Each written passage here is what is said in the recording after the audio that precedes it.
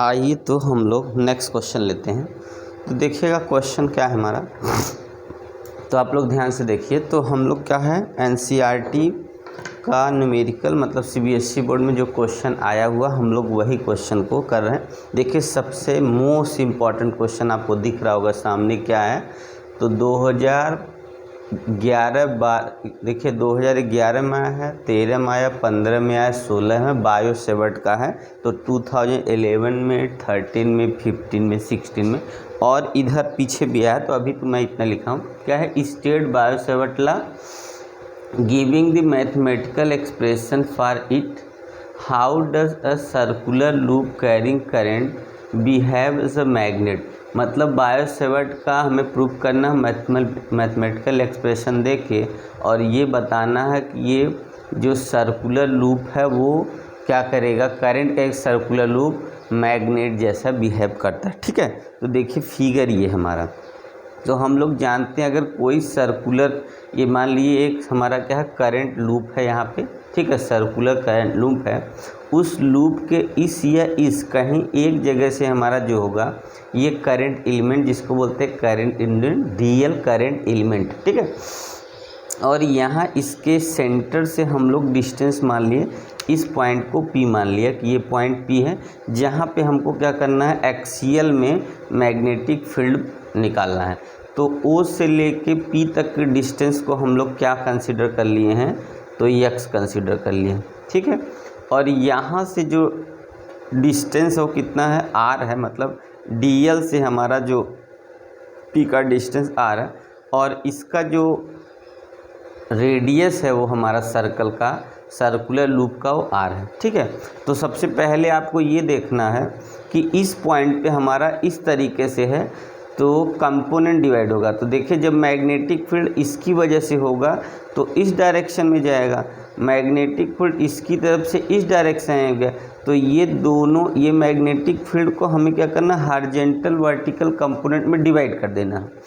तो जब horizontal component में डिवाइड करेंगे तो b cos थीटा आएगा यहाँ पे, b cos थीटा, और यहाँ जब डिवाइड करेंगे तो b cos थीटा यहाँ पर भी हो जाएगा, b cos थीटा, यहाँ b cos थीटा होगा, ठीक है। अच्छा अल्फ़ा लिए तब अल्फ़ा लिखे, अल्फ़ा यहाँ और यहाँ cos अल्फ़ा। और इस तरफ जो होगा वो कौन सा आएगा, इधर जो है इस डायरेक्शन में हॉरिजॉन्टल डायरेक्शन में b sin अल्फ़ा आ जाएगा, इधर भी b sin अल्फ़ा हो जाएगा। तो हम लोग ये देख रहे हैं कि वर्टिकल डायरेक्शन में b cos अल्फ़ा, इधर b cos अल्फ़ा जो एक दूसरे का इक्वल अपोजिट है, जिसकी वजह से क्या हो जाएगा, तो ये दोनों एक दूसरे के इफेक्ट को कैंसिल कर देंगे। तो हम लोग का जो वैल्यू मिलेगा b sin अल्फ़ा से मिलेगा, ठीक है। तो इसका मतलब है हम लोग को जो लेना है मैग्नेटिक फील्ड की वैल्यू एक्सियल में b sin अल्फ़ा आएगा। तो सबसे पहले हम लोग क्या करेंगे, मैग्नेटिक फील्ड निकालेंगे according to Biot Savart law. क्या है, क्या लिखेंगे, according to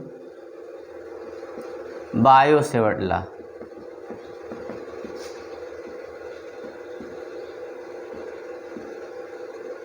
D B equal क्या लिखेंगे, डी बी इक्वल टू हम लोग जानते हैं म्यू नॉट अपान 4 पाई, ठीक है, आई डी एल अपान कितना होता है, देखिए डी बी जो है करंट के डायरेक्टली प्रोपोर्शनल होता है, और उसके बाद करंट एलिमेंट बोलेंगे इतना इन्वर्सली प्रोपोर्शनल होता है उसके कितना डिस्टेंस के, जो भी जितने डिस्टेंस पे हो, और साथ में यहाँ साइन हमारा क्या होता है, तो थीटा होता है। पर यहाँ पे जो साइन की वैल्यू है वो कितनी है, 90 डिग्री होगी, ठीक है, क्योंकि यहाँ पे जो साइन की दोनों के बीच का एंगल जो होगा वो कितना है, जैसे यहाँ मैग्नेटिक फील्ड हो गया, यहाँ पे इन दोनों के बीच का एंगल 90 डिग्री है, तो इसलिए हम लोग सिर्फ लेंगे कितना, इतना लेंगे, D B equal mu naught upon 4 pi I D L upon R square, कितना होगा, D B according to Biot Savart law D B equal mu naught 4 pi I D L upon R square.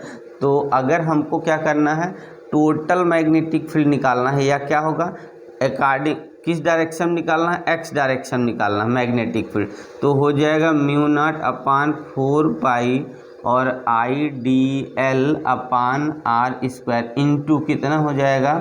अब यहाँ से component लेंगे तो हम लोग आ जाएगा साइन अल्फ़ा। आप ये दिमाग में मत लीजिए कि साइन अल्फ़ा और साइन अल्फ़ा 2 बार आ चाहिए, इसलिए नहीं आएगा क्योंकि हम लोग जब इसमें क्या होगा, मैग्नेटिक फील्ड पूरे लूप का एक ही मतलब मैग्नेटिक फील्ड जो होगा वो लूप की वजह से कोई एक, इसमें प्लस माइनस नहीं होता कि 2 डायरेक्शन होगा, इसलिए 2 नहीं होगा, सिर्फ इसकी वैल्यू होगा म्यू नॉट 4 पर IDL अपन इसको साइन अल्फ़ा। अब साइन अल्फ़ा की वैल्यू हम लोग क्या करेंगे, ट्रायंगल से निकालेंगे।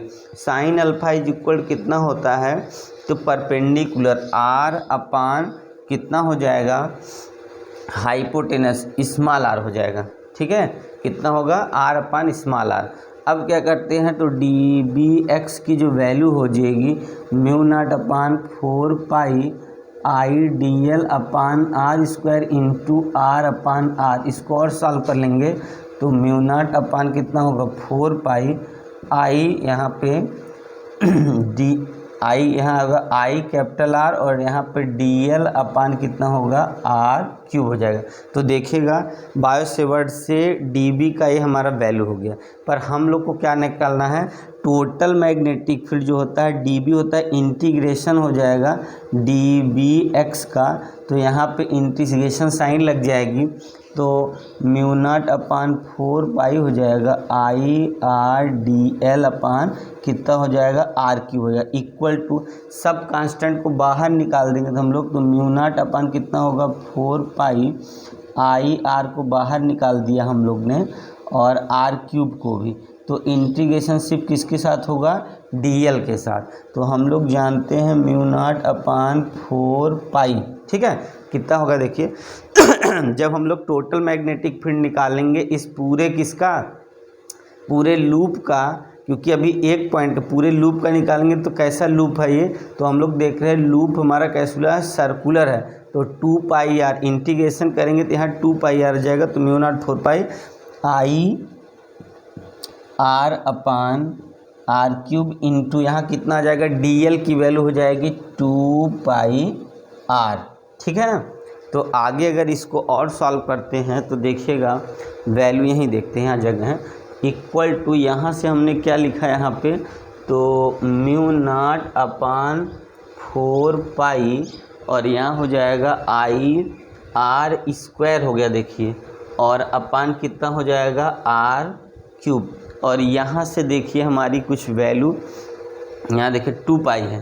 ठीक है, 2 से 2 कट जाएगा, यहाँ पे देखिए यहाँ से काट रहे हैं, यहाँ से इस 2 से 2 काट देंगे, पाई से पाई काट देंगे, यहाँ 2 बचा, तो इसका मतलब हमारा बच गया यहाँ से सिर्फ म्यू नॉट अपान 2, कितना बचा, mu naught upon 2 I square upon R cube. देखिए यहाँ से कितना हो गया, म्यू नॉट, ये पाई से पाई कट गया, 2 से 2 कट गया, म्यू नॉट अपान 2 हो गया और I बचा R square upon R cube. ये हमारा आंसर आ जाता है टोटल मैग्नेटिक फील्ड का। ठीक है, तो अब देखिए इसको अगर हम इसको हम बदल लेते हैं, कहाँ से देखिएगा, तो अगर हम इस R की वैल्यू को, इसकी स्मॉल r की वैल्यू को अगर चेंज करें तब क्या आ सकता है,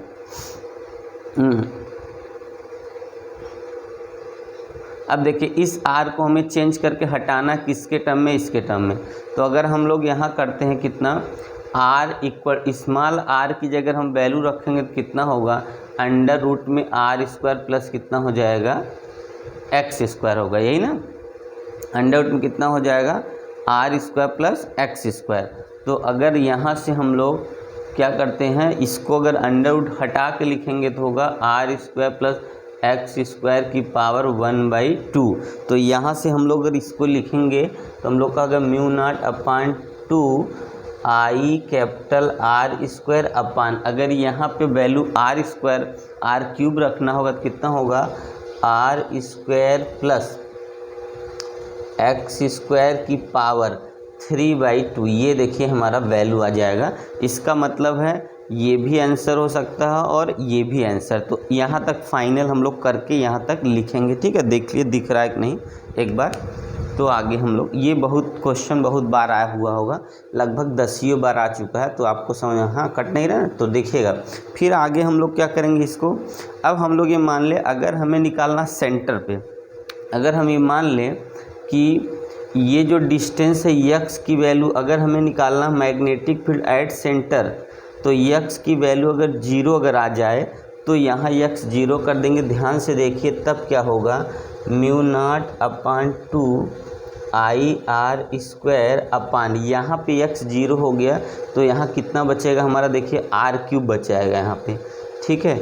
और ये r³ से काट देंगे तो आंसर कितना आएगा, μ0/2 और ये हो गया I ऊपर से कट गया बचा r।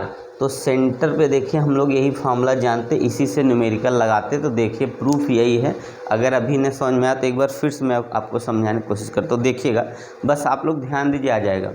सबसे पहले इम्पॉर्टेंट बात यही है कि मेरे चैनल को आप लोग सब्सक्राइब कर दिए, ठीक है, क्योंकि मैं जो वीडियो डालूँगा वो आपके पास टाइमली पहुँच जाएगी, नहीं तो आप सर्च करके देखोगे तब दिखेगा। तो सबसे पहले ये है कि बेल आइकन प्रेस कर देंगे और हमारे अगर चैनल को सब्सक्राइब करें तो वीडियो जैसे डालूंगा आपके पास पहुंच जाएगा, तो आपको जो है जब मौका मिलेगा तब देखिएगा। तो देखिए सबसे पहले क्या है, बायो सेवर्ट पे क्वेश्चन, क्योंकि बेस इस चैप्टर में जो है 4th में बायो सेवर्ट मेन है, क्योंकि बायो सेवर्ट के ही अकॉर्डिंग क्या होगा, इसमें हमें मैग्नेटिक फील्ड निकालना पड़ता है।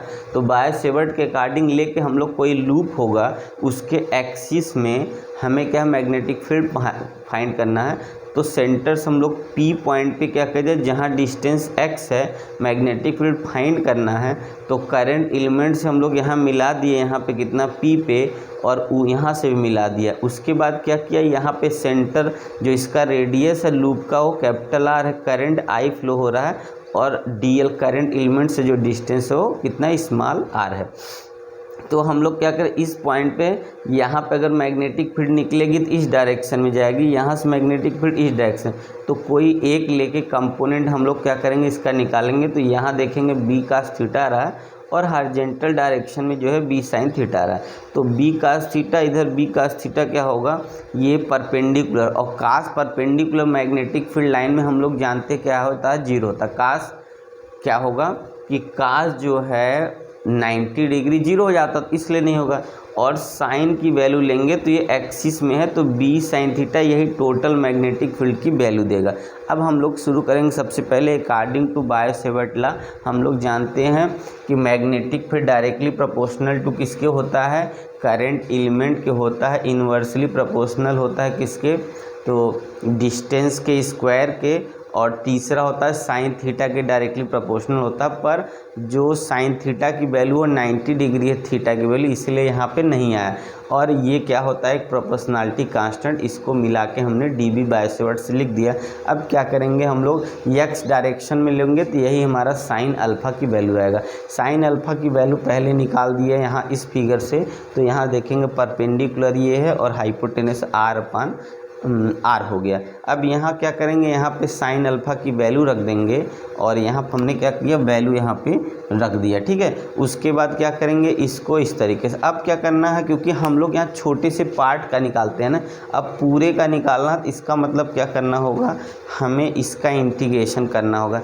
ये इंटीग्रेशन साइन जो वेरिएबल उसी पर लगता है, वेरिएबल हमारा लेंथ है, खाली छोटा सा पार्ट ले पूरा लेना तो लेंथ वेरिएबल है, इसलिए इसका इंटीग्रेशन का मतलब है कौन सा शेप है, तो सर्कुलर शेप, इसलिए क्या होगा, सरकमफ्रेंस हो जाएगा। तो 2πr सरकमफ्रेंस की डायरेक्ट वैल्यू रख देंगे और सब कुछ काट देंगे। तो हमारे पास जो वैल्यू बचेगी कटने के बाद वो बचेगी, देखिए यहाँ पे μ0/2 IR² बच रही। अब अगली कंडीशन हम लोग को ये है कि r को जो है x के टर्म में रखना है। तो हम लोग जानते हैं हाइपोटेनस r है, तो अगर हाइपोटेनस निकालेंगे तो अंडर में r² + x² होगा, और r बिना अंडर के लिखना है तो r² पावर 1/2 है। और यहाँ पे पावर कितना 3 है, तो 3/2 हो जाएगा इसीलिए यहाँ पे, और ये वैल्यू हमने यहाँ पे ऐसे रख दिया, ठीक है। अब कंडीशन ये, अगर मान ले हम लोग कि अगर यही चीज़ P यहाँ पे ना हो कि मैग्नेटिक फील्ड अगर सेंटर पे निकालना हो, तब क्या करेंगे, तो x की वैल्यू तुरंत 0 हो जाएगी। जैसे ही x 0 होगा तो हमारा आर की स्क्वायर कितना हो 3/2, 3/2 है, 2 से 2 कट के 3 आ गया, आर क्यूब आ गया और स्क्वायर कर देंगे तो आ गया μ0/2 IR। अब देखिए कहीं कहीं फिगर में यहाँ पर अगर हमारा रेडियस यहाँ पे ए दिया होगा तो कंफ्यूज मत होइएगा, आपका आंसर यहाँ आ जाएगा ये इस तरीके से, देखिए ऐसे μ0, और कहीं कहीं इस तरीके से लिखा होता है μ0I/2R या μ0I/2A, इस तरीके से। तो कन्फ्यूजन की कोई बात नहीं। इसकी यूनिट जो होती है टेस्ला होती है, मैग्नेटिक फील्ड की जो यूनिट होती है क्या होती है, टेस्ला होती है। तो चलिए हम लोग नेक्स्ट क्वेश्चन लेते हैं।